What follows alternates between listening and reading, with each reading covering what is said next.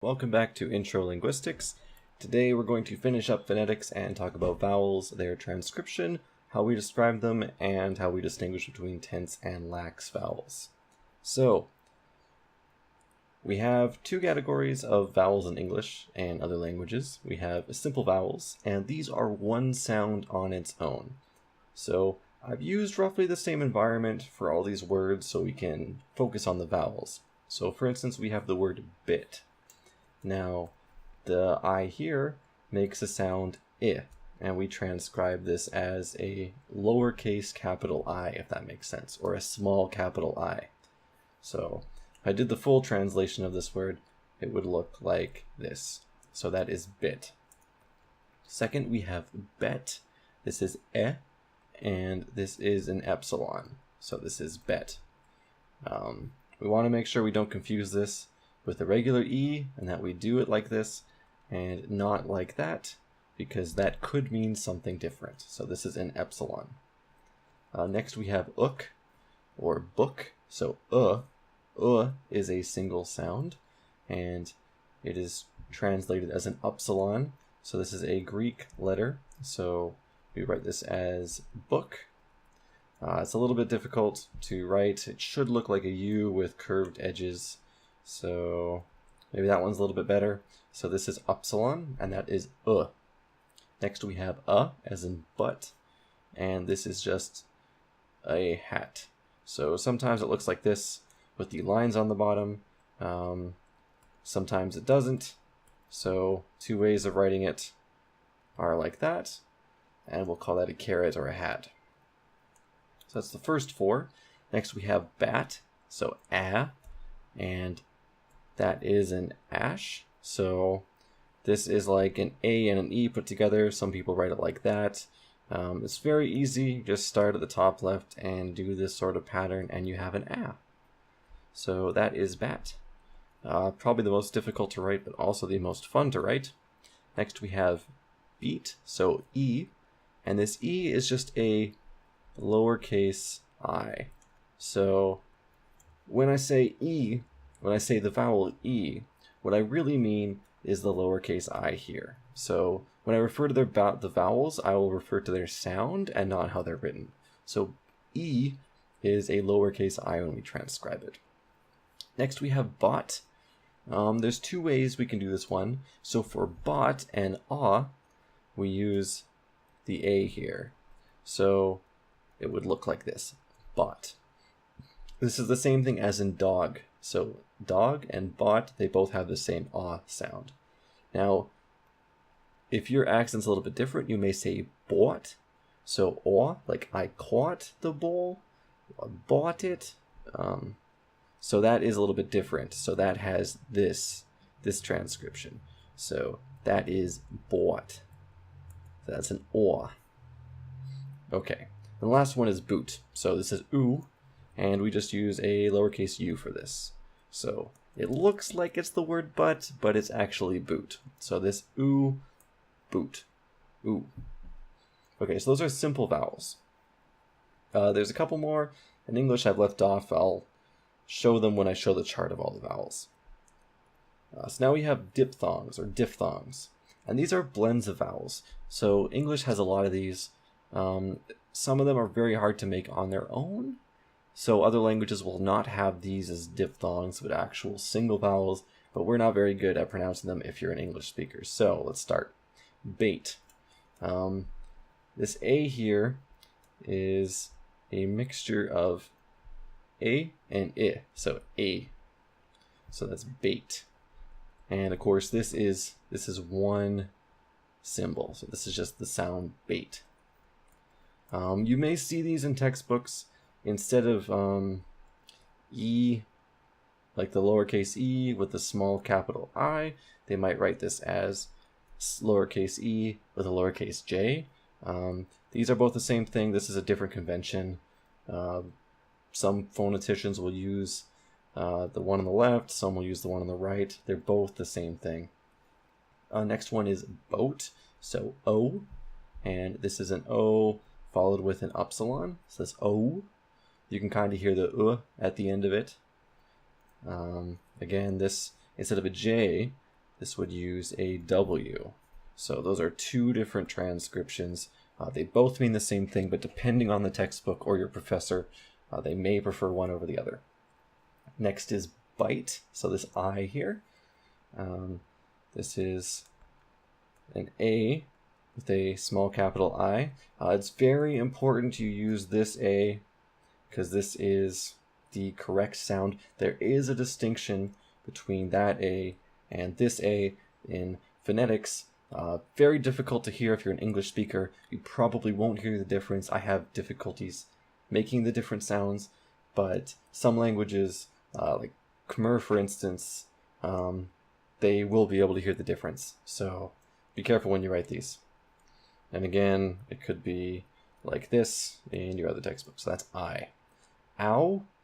So again, we have this A and it turns into an upsilon. That's ow. And oi is an O with a capital I at the end. So this is like oe, oi. You say it really fast, it becomes oi. So these are the different diphthongs. So there's one more important vowel, the most common vowel in English, and the schwa. So this is an unstressed vowel, which means it lies at the very center of your mouth. So when your tongue is in the very center position, it's not forward, it's not back, it's not high, it's not low, it's not tense, it's just resting. We get the schwa sound. And it sounds like eh. So you might be thinking, how do I tell the difference between and and I and So there's a little trick here, and it involves stress. So when there's no stress on the syllable, like in about, we have some stress on the b here, so about, then it's a schwa. So this would be, this is a schwa. So there's no stress. So it would look like about, so ow, so about, see something like that. And again, if we look back at our diphthongs here, now this is the same sound in about. Now about. Okay, what about Canada? Well, there's some stress on the can here, so Canada. You can enunciate it really clearly. So Canada. That sounds weird. When we say it fast, we say Canada. So this A here is an ash, which is the worst ash I've ever written in my life. But these two A's are both schwas, because they don't have stress on their syllables, so they default to a schwa. What about potato? You look at that and you say, oh, hey, look, that O is a potato. And if you enunciate and you say potato, then yeah, it is. But we don't usually say that. We usually say potato. So this p, that is a schwa, potato. So we have an there. What about this A? Potato. Well, this is the diphthong. And what about O? Well, this is also a diphthong. So potato. What about remember? Well, this R doesn't have any stress, so it's going to be a schwa. That's an epsilon. What about this at the end? Remember. So there's two ways we can write this. Some people will say this is a syllabic R, and we write that with a little circle underneath to say it's its own syllable. Or we have this schwar. So it's a schwa, but it has this little tick at the end that kind of looks like an R. So this is a schwar.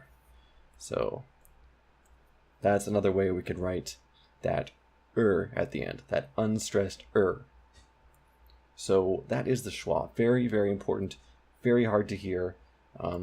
I suggest looking into stress patterns in English if you're going to translate English words, and focus a lot on the stress. And that's how you'll know when a schwa is coming into place. If there's no stress, it's probably a schwa. Okay, so now that we've sort of heard the vowels, we need to talk about how we describe them. So on the right, you'll see this lovely chart of all the vowels. There are 3 dimensions to them. So we look at the tongue height. So a vowel is either going to be high, mid, or low. This means the tongue is, if it's high, it's very close to the roof of your mouth. If it's low, it's very close to the bottom. We have front, central, and back.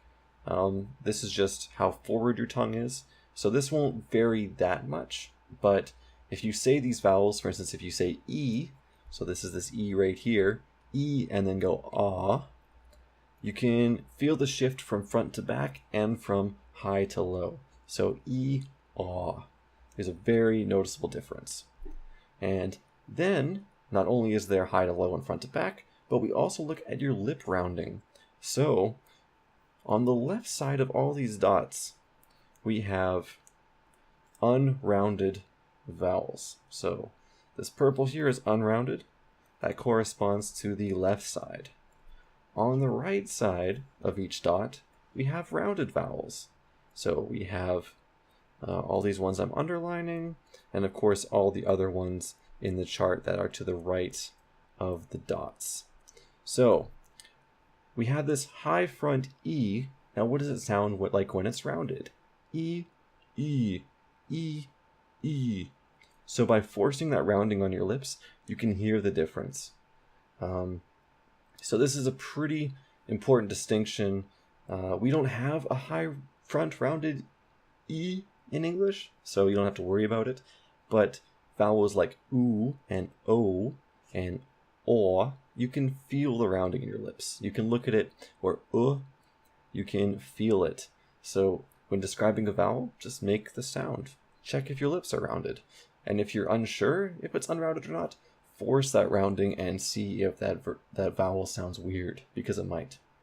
We'll talk more about tense or lax in a second, but I'll just point these out on the chart. So these tense or lax vowels, these are the ones that are kind of in weird spots on the chart.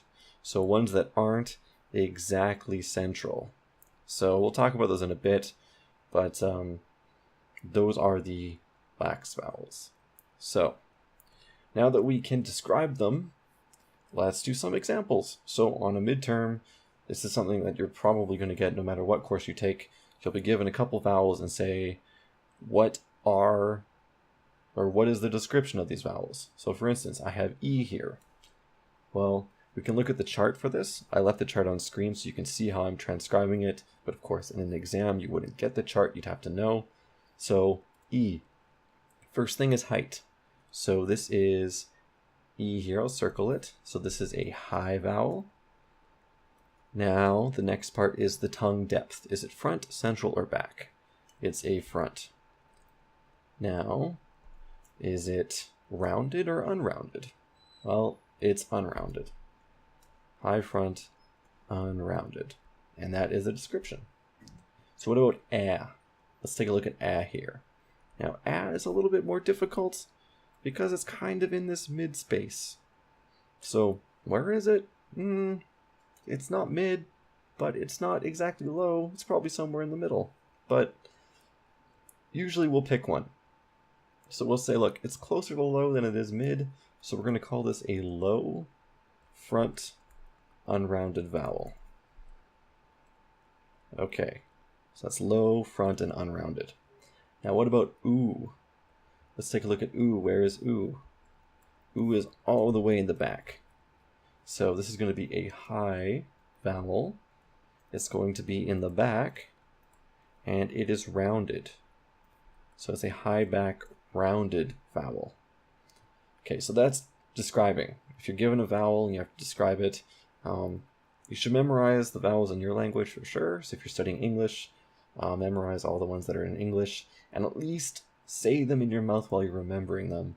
So that way you can try to get a feel for what they're like. In case you forget on an exam, you can just make the sound, and then you'll hopefully get it back. Okay, so that's some description.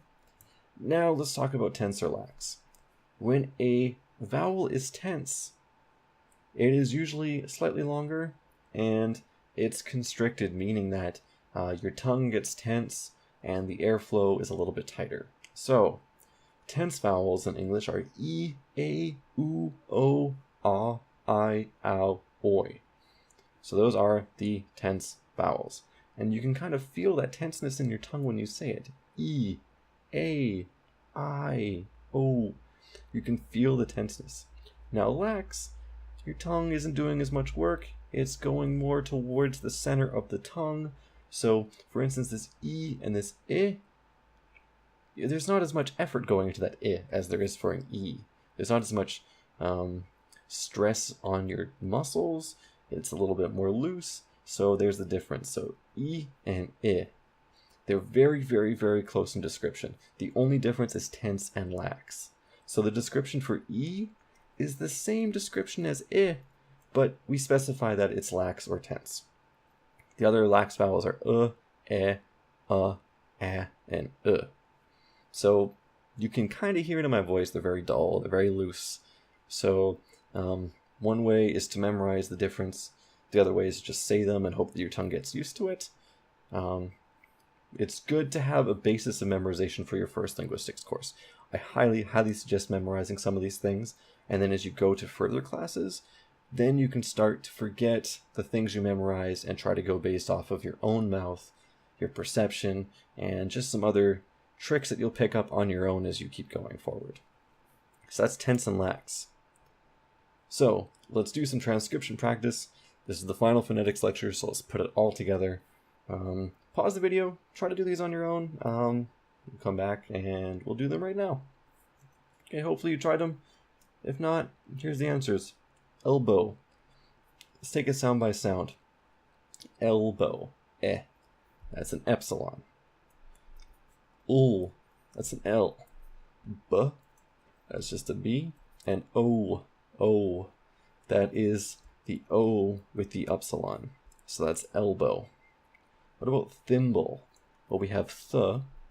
That's a theta. I. That's the small capital I. That's the M here. B. That's a B. And ol. So there's two ways we can do this. I'm going to choose to put the syllabic L there. So that's an L with a circle under there.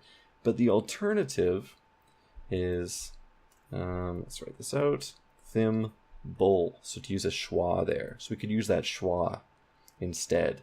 So that way we will get to syllable structure in phonology, but this syllabic L here, we call this the nucleus because the nucleus is required for every syllable. But in this case, we're making the schwa the nucleus instead, and then the ol just follows it. So you can choose one or the other. The next one is wheeze. There's like 6 letters there. So w is a W, E is the lowercase I, and Z is the Z. Wheeze. Look, 3-letter transcription for a 6-letter word. Welcome to IPA. Okay, the last word, clinical. So 3 vowels here, clinical. One of them is probably a schwa, maybe 2. Let's check it out. So cl or k, it's a K. L, it's an L. So clinical. Yeah, that's clearly an I sound. So there's a lowercase capital I. Clin, it's an L, or that's right, that's an N. Clin, I, clinical, clinical, clinical, clinical. So here's where we may differ. Some people will say that's a schwa. So for clinical. So we'd have this sort of transcription at the end. So clinical. Some people may say that no, that's not a schwa. That is a I, clinical. And these 2 vowels will be used for unstressed. Sometimes it's a schwa, sometimes it's an I. So you have to make your own judgment there. If in doubt, schwa. But if you have a really strong argument and you really feel like it's an I, you should be fine to put that I there. And of course, the other option for this ol at the end is just to do the syllabic L. So that's some variation there. So hopefully you did okay on there. I'm sure your homework for your own phonetics course will have a lot more examples for you to transcribe. You can just take words off the internet and just transcribe them. Practice. If you see a vowel and you can't really hear it, check it out on dictionary.com. Try to find words with similar vowels and see if you can try to make that distinction between the vowels that you're having trouble with. Okay, so that was phonetics. Next time we start phonology, you will need to know phonetics. That's why we did phonetics first. Phonology is taking phonetics and applying it to language. So think of phonetics as the building blocks, and phonology is how those blocks are put together and interact. So hopefully I'll see you there. As always, if you have any questions, please leave them in the comments below, and I'll try to answer them as best as I can.